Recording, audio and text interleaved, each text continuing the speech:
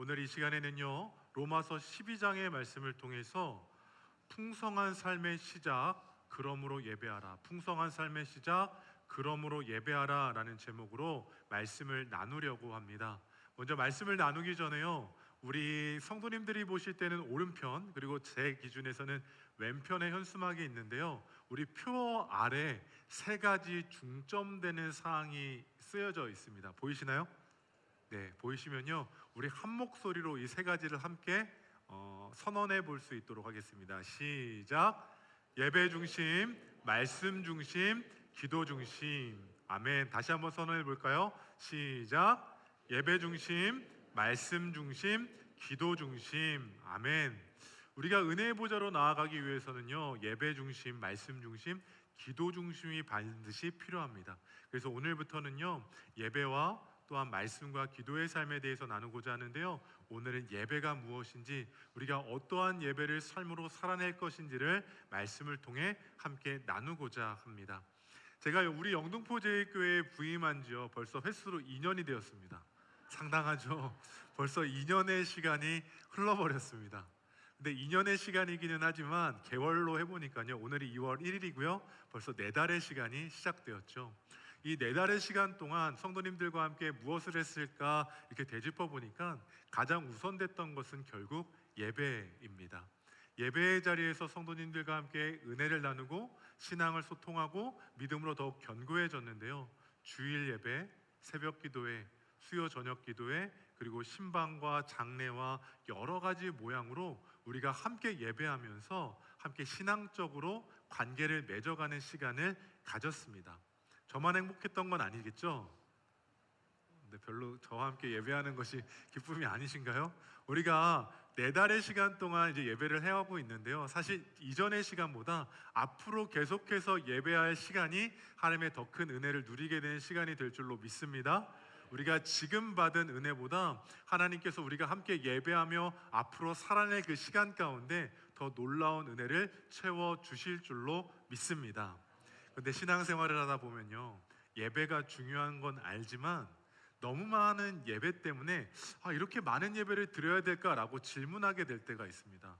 주일 예배, 월요일부터 토요일까지는 새벽 예배, 또한 성찬 예배, 수요 저녁 기도회, 신방, 또한 목장 예배 등 다양한 예배를 드리다 보니까요, 아니 이렇게 많은 예배를 드려야 될까라고 질문을 할 때도 있다라는 것이죠. 그래서 우리 안에는요, 많은 예배가 있지만 그래도 주일 예배 한 번만 잘 드리면 되는 거 아니겠는가라고 생각할 때도 있습니다.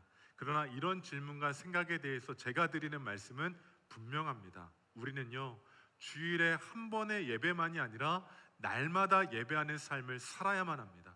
우리는요, 주일에 한 번 모여 예배하는 인생이 아니라요, 매일의 삶 속에서 삶의 예배를 드리는 예배자이기 때문입니다. 그럼 왜 이렇게 예배를 드려야 될까요? 예배를 드려야 하는 이유는요, 하나님을 향한 전심의 예배가 우리 신앙의 시작이고 우리 신앙의 끝이기 때문입니다.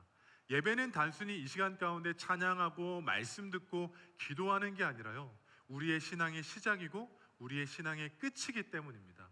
예배를 드릴 때요, 그래서 우리는 하나님을 알 수 있습니다. 예배를 드릴 때 우리는 하나님을 더욱 믿을 수 있고요, 우리의 신앙이 성장할 수 있습니다. 우리가 예배를 드릴 때 우리의 삶의 아픔도 회복되고 우리의 삶 가운데 상처도 회복되고 우리의 삶 가운데 하나님께서 하시는 소망도 더해집니다. 그래서 우리는 무엇을 해야 된다고요? 예배해야 합니다. 주일의 예배만이 아니라 삶의 예배자가 되어야 한다라는 것이죠. 그런데 신앙생활하면서 참 안타까운 것은 뭐냐면요, 분명히 예배에는 능력이 있는데 예배를 드림에도 불구하고 능력을 경험하지 못한다는 겁니다. 분명히 예배에는 변화가 있고 회복이 있고 생명이 있는데 예배를 드림에도 그 놀라운 역사를 체험하지 못한다라는 거죠. 그렇다면 왜 그러한 변화와 능력과 역사를 체험하지 못하는 걸까요? 우리의 예배에 무엇이 문제가 있는 걸까요?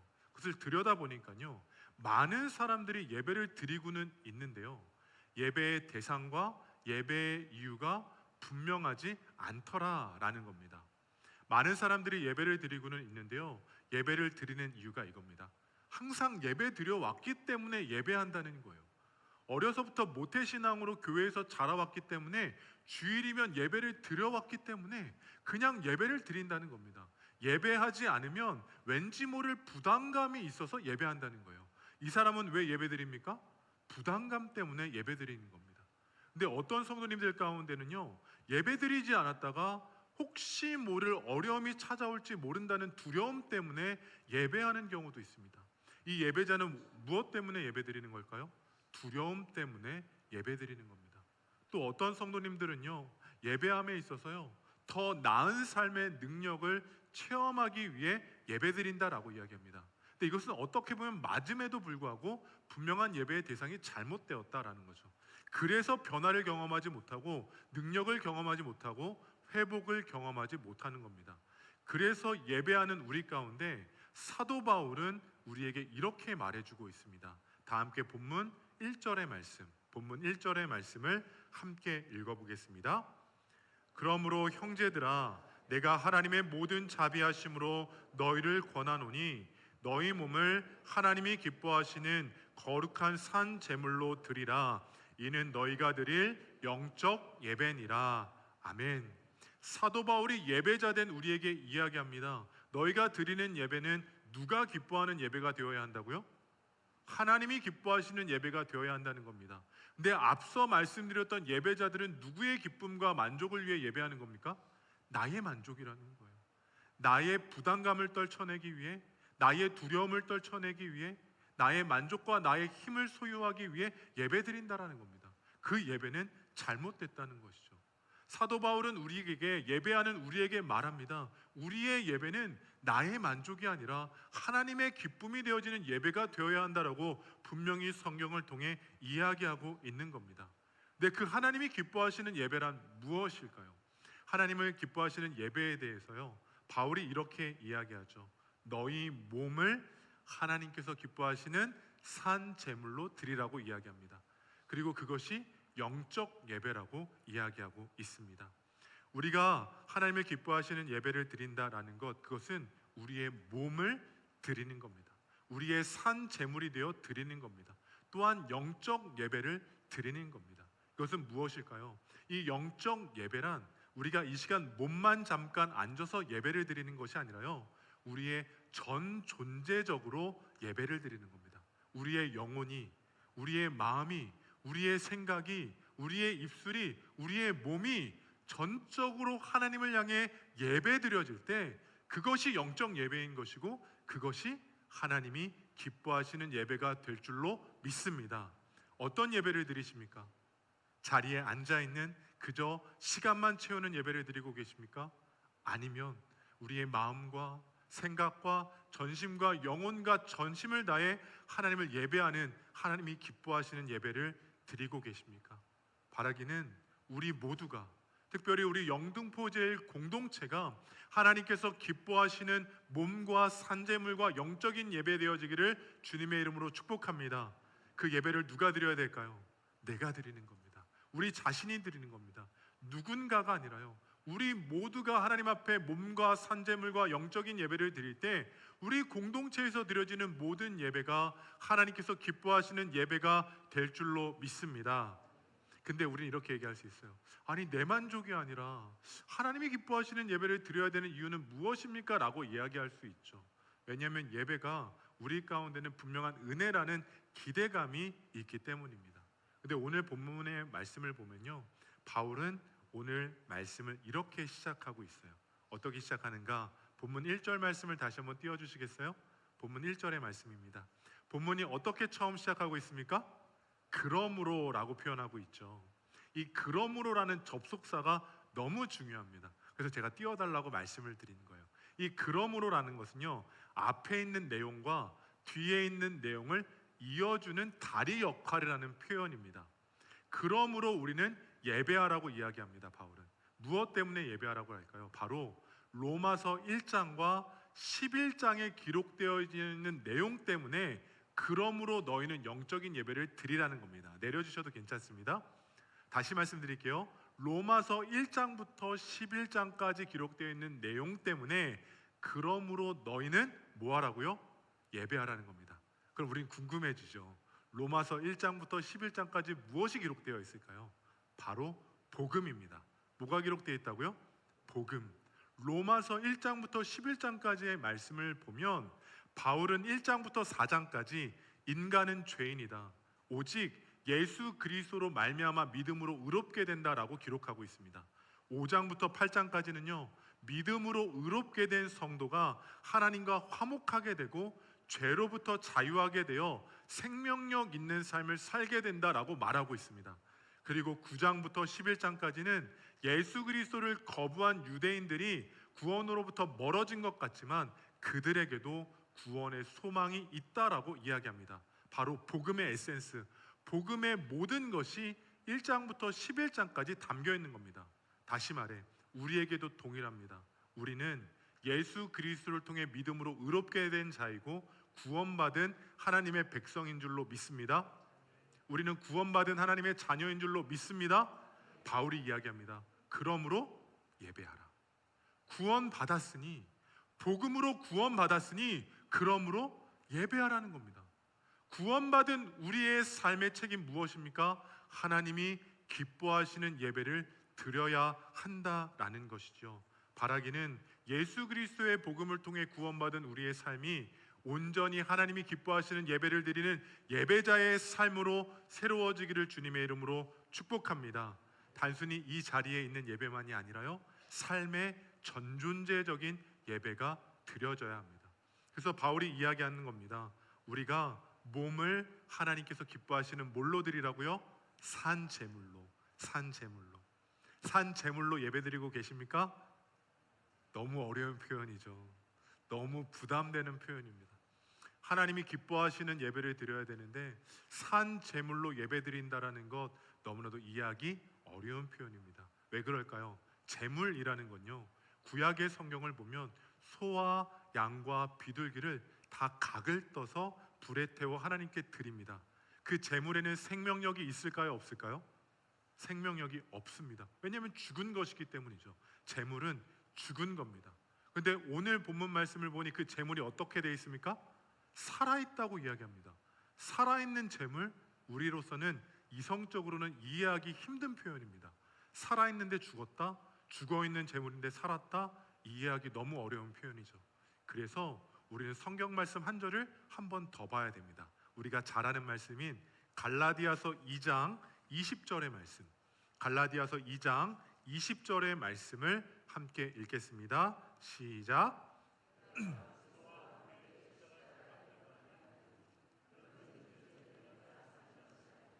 오직 내 안에 그리스도께서 사시는 것이라.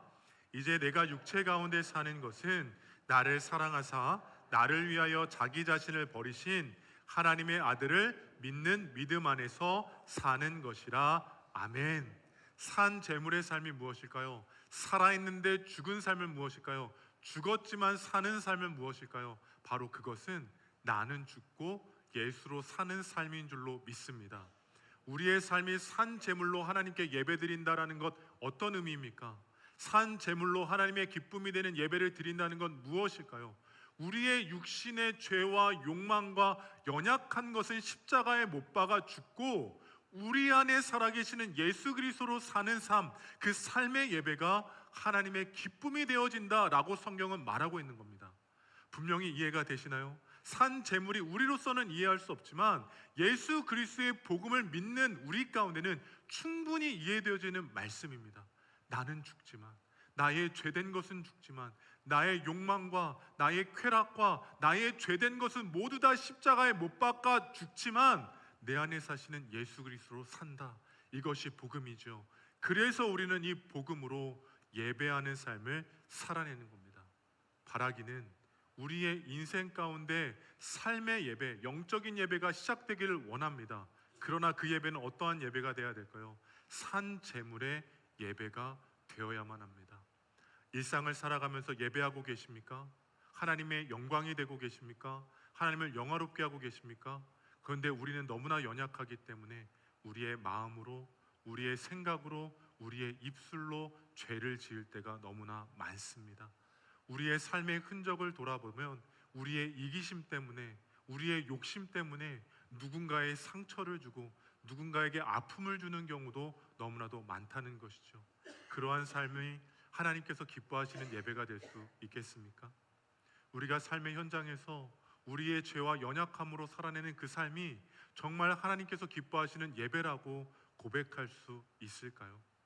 우리는 정말로 예수 그리스도의 복음을 통해 산 제물이 되어야만 합니다. 그럴 때 하나님께서 우리의 삶을 통해 영화롭게 되시고 영광 받으시고 기뻐하는 예배가 될 줄로 믿습니다. 바라기는 오늘 예배를 마친 후 삶의 자리로 나아갔을 때 우리의 삶의 예배가 우리의 몸을 드리고 산 제물이 되고 영적인 예배가 되어지는 예배자로 살아갈 수 있는 성도님들 되시기를 예수님의 이름으로 축복합니다. 나로 사는 것이 아니라 예수로 사는 그 삶을 통하여 하나님께서 기뻐하시는 영적인 예배를 드리는 우리 공동체가 되고 우리의 삶에 변화가 나타나고 능력이 나타나고 회복이 나타나는 예배가 되는 예배자가 되기를 주님의 이름으로 축복합니다. 그럼 우리는 계속해서 이런 질문을 던져보겠죠. 목사님, 삶의 현장에서 나아가서 그러면 드리는 삶의 예배는 어떻게 드려야 합니까? 단순히 예수로 사는 그 삶이 무엇입니까? 라고 질문할 수 있을 겁니다. 우리가 앞으로 살아내야 될 삶의 예배, 예수로 사는 삶의 예배는 무엇일까요? 바울은 우리에게 본문 2절의 말씀을 통해 이렇게 이야기해 주고 있습니다. 다 함께 본문 2절의 말씀 함께 읽겠습니다. 너희는 이 세대를 본받지 말고 오직 마음을 새롭게 함으로 변화를 받아 하나님의 선하시고 기뻐하시고 온전하신 뜻이 무엇인지 분별하도록 하라. 아멘. 바울이 영적인 예배, 산 제물의 예배를 드리는 우리에게 말합니다. 너희의 삶의 예배, 하나님이 기뻐하시는 예배 무엇입니까? 이 세대를 본받지 말고 마음을 새롭게 하는 것이 하나님께서 기뻐하시는 예배다 라고 말하고 있는 겁니다. 이 세대를 본받지 않는 것 무엇일까요? 세대의 가치, 세계의 기준, 세상이 따라가는 것들을 쫓아가는 것이 아니라, 그들을 본받는 것이 아니라, 그들을 향해 나아가는 것이 아니라 하나님께서 우리에게 주신 복음의 진리와 생명을 기준해서 살아가라고 말씀하고 계신 겁니다. 삶의 예배 무엇일까요? 세상에 속해서 세상 즐거움을 쫓아가는 것이 아니라 하나님께서 주시는 은혜의 기쁨을 누리는 삶이 삶의 예배인 줄로 믿습니다. 세상의 즐거움과 세상 것들 쾌락을 누림으로 누리는 풍성함이 아니라요, 주시는 은혜를 통해 풍성함을 누리는 기쁨의 예배가 삶의 예배인 것입니다. 그런데 그러한 삶을 살아내는 것 너무 어렵습니다. 왜요? 시대의 가치를 내려놓고 시대의 성공 기준을 때로는 포기하고 세상의 사람들이 즐거워하고 만족하는 것들을 내려놓는다는 것 너무나도 어려운 일입니다. 왜냐하면 우리도 이 땅을 살아가는 존재이기 때문입니다. 아무리 복음으로 살려고 하고 아무리 믿음으로 살려고 하지만 세상의 가치와 우리의 삶을 분리해서 살아가기라는 결코 쉬운 문제가 아니기 때문입니다. 그러나 분명한 것은 이것입니다. 우리가 세상을 쫓아가지 않아도, 우리가 세상의 쾌락과 욕망 가운데 빠져 있지 않아도 우리는 그리스도 안에 살아갈 때에 세상이 줄 수 없는 평안과 세상이 줄 수 없는 기쁨과 세상이 줄 수 없는 만족의 은혜를 누리게 될 줄로 믿습니다. 이 믿음을 갖고 살아가야 되는 거예요. 근데 확신이 없으시죠? 왜냐하면 아멘이 작을 수밖에 없습니다. 왜 그러냐? 그 삶을 살아간다는 것 쉽게 결단하기 어렵기 때문입니다. 분명히 알지만, 믿는다라고 고백하지만 세상에 나아가서 그 가치를 내려놓는다라는 것이 쉽게 선택되지는 않기 때문이죠. 예를 들어 이런 겁니다. 가정 가운데 수험생이 있습니까? 수험생이 있으시다면 야, 공부해라 라고 말씀하실 텐데요, 주일에 예배해라 라고 말씀하시기 쉬울까요? 어려울까요? 아멘. 네, 누군가는 어려울지도 모릅니다. 누군가는요, 삶의 치열한 현장 가운데 삶을 내려놓고 예배하는 게 쉬울지 모르지만 누구에게는 어려울지도 모른다라는 겁니다. 약 10여 년 전의 일입니다. 제가 청년을 담당하면서 예배를 드리고 이제 사무실로 돌아왔는데 한 자매가 저에게 찾아왔습니다. 그리고 저에게 이렇게 이야기하는 거예요. 목사님, 오늘 말씀 가운데 은혜 받고 도전 받았습니다. 그래서 저는 오늘부터 삶의 예배를 드리려고 합니다. 삶의 시간을 철저하게 하나님 앞에 예배하는 시간으로 드리려고 합니다 라고 고백을 하는 거예요. 제 마음이 어땠을까요? 다른 사람의 일이라고 별로 기뻐하시지 않는 것 같은데, 청년이 저에게 찾아와서 은혜 받았다고, 이제 믿음의 삶을 살겠다고, 결단하겠다고 이야기하는 그 고백이 얼마나 감사했겠습니까? 그런데요, 마음 한편으로는 두려웠습니다. 왜 그러냐? 그 청년이요, 어떠한 직업을 갖고 있었냐면 웨딩 플래너였기 때문입니다. 그래서 주말에 너무 바쁜 직업을 갖고 있는 거예요. 예비 신혼부부들이 이제 결혼을 준비하기 위해서는 주말에 이제 압축적으로 일들을 처리합니다. 웨딩 플래너들과 만나서 상담을 하고요, 또한 대화를 나누고 식장도 둘러보고 여러 가지 일들을 처리해요. 그래서 웨딩 플래너들은 주말이 제일 바쁜 시간입니다. 그래서 이 청년도요, 과거에는 예배를 드리는 일들이 들쑥날쑥했습니다. 왜냐하면 고객을 만나게 되면, 예배 시간에 고객이 요청을 하게 되면 당연히 만날 수 없기 때문에 예배에 참여하지 못하는 것이죠. 그래서 이 청년이 그날, 저는 이제 삶의 예배를 드리겠습니다, 이제 예배의 시간만큼은 철저히 구별하겠습니다라고 했을 때 기뻤지만 마음 한편으로는 염려됐습니다. 그래서 정말 열심히 기도했습니다. 하나님, 이 청년의 삶이 풍성케 되게 하소서. 하나님, 이 청년의 삶이 결단했다면 하나님, 세상 가운데 채워지는 것이 아니라 하나님께서 채워주시는 분명한 것들을 경험하게 하소서라고 계속 기도했던 경험이 있습니다. 근데 참 놀라운 것은요, 그 청년이 그 시간을 구별했을까요? 안 했을까요? 구별했습니다. 주일에 예배의 시간에는요, 고객의 요청이 있어도요, 예배 시간만큼은 구별해서 그 고객들을 만났습니다. 봉사하는 것에 있어서도요, 고객들의 요청이 있어도 조금은 지혜롭게 사역과 헌신과 예배가 끝난 후에 만나게 되더라는 거예요. 세상이 봤을 때 이 청년의 선택 어떨까요? 어리석은 겁니다. 왜요?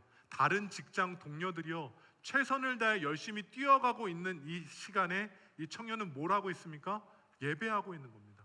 세상 기준으로 보면 뒤처지고 있는 거예요. 다른 직원들이 열심히 일하고 있을 때 이 청년은 고객을 만나고 또한 그 모든 것들을 컨설팅하는 게 아니라 예배를 드리고 있었다라는 겁니다. 근데 정말 놀라운 것은 무엇이냐? 이 청년이 결단한 그 기점을 앞과 뒤로 결산해 보니까요, 달라지는 것이 없더라는 거예요. 정말로 그 시간을 포기하면 내가 남들보다 뒤처질 것 같고, 그 시간을 예배하다 보면 다른 직원들보다 내가 더 좋은 성과를 못 낼 것만 같은 두려움이 있었는데, 결단했더니 하나님께서 때와 방법에 맞춰 채우시더라는 겁니다. 이 믿음의 고백이 있었던 거예요. 저도 이것을 경험하면서, 인간적으로는 염려할 수밖에 없고 인간적으로는 두려워할 수밖에 없지만 분명히 삶을 구별하여 예배하는 삶을 살 때 하나님께서 더하시는구나 라는 것을 고백하게 됐습니다. 바라는 것, 우리에게도 두려움이 찾아올 수 있습니다. 하나님을 예배하고 삶 가운데 구별된 삶을 산다는 것, 때로는 뒤처질까 봐, 때로는 실패할까 봐, 때로는 내가 원하는 것만큼 나아가지 못할까 봐 두려울 때도 있을지 모릅니다. 그러나 분명한 것 무엇입니까? 우리의 삶을 하나님께 맡길 때, 우리의 전존재적인 영역을 하나님 가운데 예배하는 삶을 살아낼 때 세상이 공급하고 더하는 것보다 하나님께서 채워주시는 은혜가 더 크고 놀랍게 세워질 줄로 믿습니다. 이 믿음을 체험하는 우리 성도님들 되시기를 예수님의 이름으로 축복합니다. 이것이 삶의 예배입니다. 이것이 영적인 예배입니다. 전 존재적인 삶을 하나님께 맡기는 겁니다. 내 생각으로, 내 방법으로, 내 경험으로 사는 것이 아니라 지금까지 살아왔던 내 연약함들은 십자가에 못 박고 오직 내 안에 예수 그리스도가 살아내시는 삶의 예배를 살아낼 때 하나님께서 기뻐하시고 세상을 본받는 삶이 아니라 하나님께서 역사하시는 삶의 예배가 될 줄로 믿습니다. 그러한 삶을 결단하는 우리 성도님들 되시기를 예수님의 이름으로 축복합니다. 근데 문제는 뭘까요? 그런 삶을 살아내지만 여전히 어렵다라는 겁니다. 여전히 결단했지만 여전히 힘든다라는 거예요. 그래서 바울은 우리에게 이야기하죠. 우리가 이 세대를 본받지 않고 오직 마음을 새롭게 하는 삶의 예배, 영적인 예배를 드릴 때 하나님께서 선하시고 기뻐하시고 온전하신 뜻이 무엇인지 분별하도록 하라라고도 이야기합니다. 무엇일까요? 분별해야 합니다. 눈에 보이는 결과가 아니라 우리가 영적인 삶의 예배를 드릴 때 그 삶의 현장 속에 역사하신 하나님의 일들을 분별해내야 한다라는 것이죠. 바라기는 삶의 현장 속에서도요, 하나님께서 지금도 우리 가운데 여전히 일하고 계신 그 은혜를 분별할 수 있는 성도님들 되시기를 주님의 이름으로 축복합니다. 우리가 삶의 예배를 드릴 때 지금까지 내 삶에 은혜를 베풀어 주셨던 하나님이 지금도 우리 가운데 은혜를 더하여 주시고 앞으로도 예배하는 삶을 살 때 은혜를 더하여 주실 그 믿음을 갖고 우리의 삶을 분별하는 예배자로 살아갈 수 있는 우리 성도님들 되시기를 주님의 이름으로 축복합니다. 그것이 산 제물의 예배입니다. 산 제물의 예배, 하나님께서 기뻐하시는 예배, 몸과 마음과 영혼이 전심으로 드리는 영적인 예배. 바라기는 은혜의 보좌로 나아가는 삶을 결단하고 또한 풍성한 삶을 살아가기를 소망하는 우리의 삶이 하나님께서 기뻐하시는 거룩한 산 제물의 영적인 예배로 새로워지기를 주님의 이름으로 축복합니다. 이제 우리의 예배는 무엇입니까? 오늘 이 시간 이 자리에 모여 예배드리는 것이 전부가 아니라 삶의 현장 속에서, 직장 속에서, 가정 속에서, 우리가 만나는 모든 만남 속에서 내가 아닌 예수 그리스도로 살아가는 그 삶의 예배, 삶의 전존재적인 예배, 산 제물의 예배, 그 예배를 드리는 예배자 되시기를 주님의 이름으로 축복합니다. 그럴 때 주님께서 분명히 우리의 삶과 우리의 가정과 자녀들의 인생을 풍성케 하여 주실 줄로 믿습니다. 그 믿음의 산 증거가 되시는 우리 성도님들 되시기를, 우리 교회가 되기를 주님의 이름으로 축복합니다.